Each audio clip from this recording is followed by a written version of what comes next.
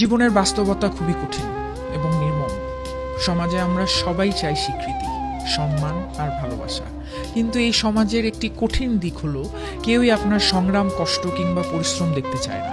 তারা শুধু দেখতে চায় আপনি কোথায় পৌঁছেছেন। সফল না হওয়া পর্যন্ত অধিকাংশ মানুষ আপনার অস্তিত্বকে গুরুত্ব দেয় না।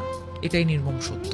আর এই সত্যটি প্রতিফলিত হয় এই কথায়, তুমি সফল হওয়া অবধি তোমার দিকে কেউ ফিরেও তাকাবে না। শিশু থেকে শুরু করে তরুণ পর্যন্ত প্রতিটা মানুষই জীবনে কিছু না কিছু করতে চায়, কিছু পেতে চায়, কিন্তু যখন কেউ নতুন কিছু শুরু করে তাকে সবাই উৎসাহ না দিয়ে প্রশ্ন করে, সংশয় প্রকাশ করে। তখন খুব কমই মানুষকে দেখবেন এগিয়ে আসতে, সাহস দিতে বা পাশে দাঁড়াতে। তাদের দৃষ্টি তখনই বদলাতে শুরু করে যখন সেই ব্যক্তি কোনো এক উচ্চতায় পৌঁছে যায়, সফল হয়। তখন সমাজ বলে, আমরা জানতাম সে একদিন কিছু না কিছু করবে। অথচ যেই সময় তার সবচেয়ে বেশি সাহসের দরকার ছিল, তখন এই মানুষগুলোই নীরব ছিল। এমনকি অনেক সময় কটু কথাও বলতো।